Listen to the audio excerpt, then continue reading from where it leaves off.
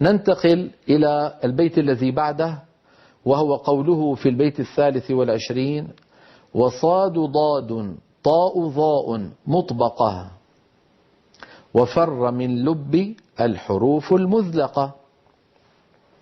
الشطرة الأولى: وصاد ضاد طاء ضاء مطبقة.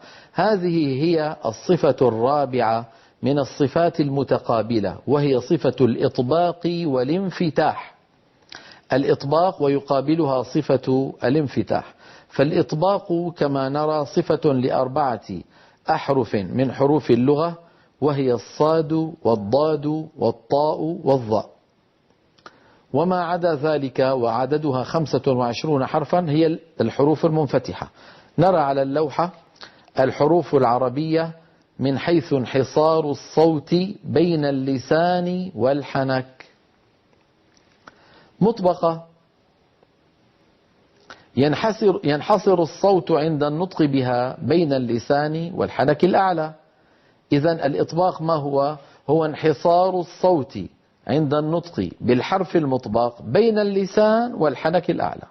هذا الانحصار يسميه العلماء إطباق.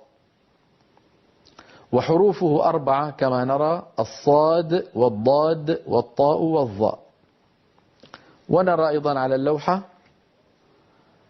الحروف المنفتحة لا ينحصر الصوت عند النطق بها بين اللسان والحنك الأعلى.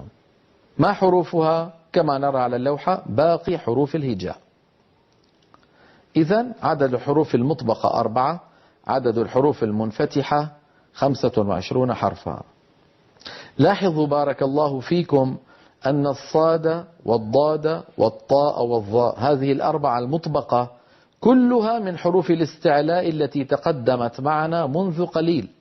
فإن حروف الاستعلاء كما أسلفت منذ قليل هي خص، وهذه الصاد فيها ضغط ففيها الضاد والطاء، قض ففيها حرف الظاء.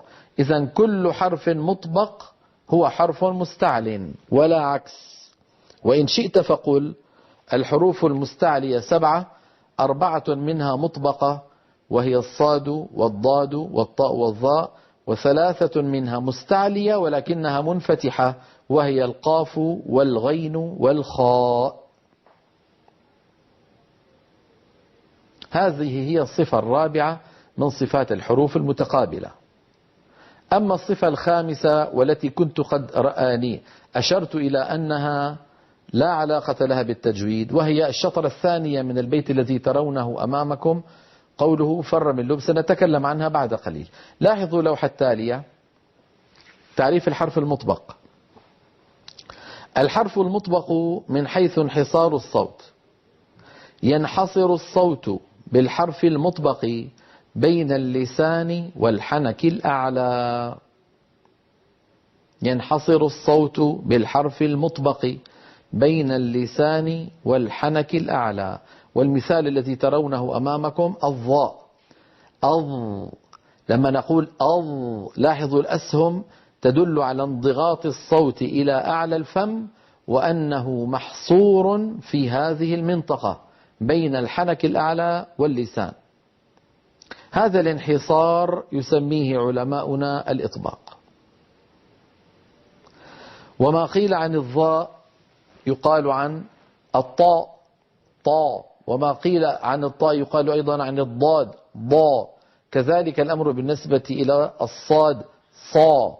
فهذه الأربعة فيها انحصار: هذه الأربعة فيها انحصار للصوت بين اللسان والحنك الأعلى كما أسلفت. لاحظوا هذه الصورة التي بعدها والتي تبين لنا الحرف المنفتح من حيث انحصار الصوت. نحن قلنا منذ قليل إن حروف الاستعلاء منها 3 منفتحة، وهي الخاء والقاف والغين.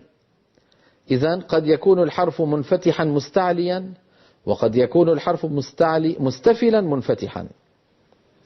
قد يكون مستعل منفتح وقد يكون مستفل منفتح.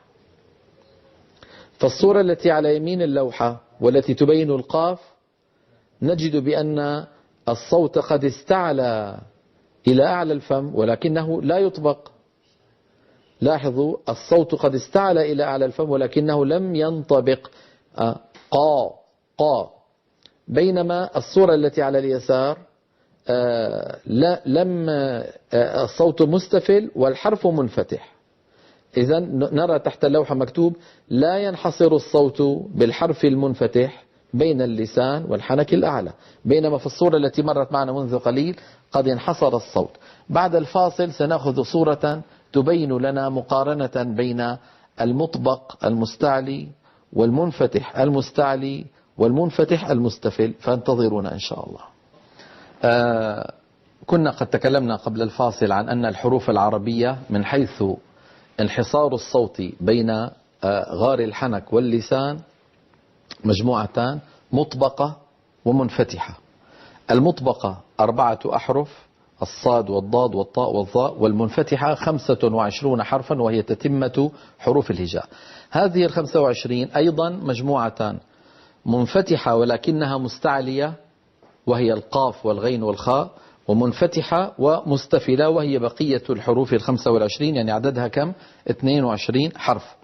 ما قلته نستطيع أن نرى صوره في هذه اللوحة التعليمية التي من خلالها نستطيع أن نعقد مقارنة بين هذه الأنواع الثلاثة من الحروف كما نرى على اللوحة، مقارنة بين المطبق من جهة والمنفتح بنوعيه مستعل ومستفل.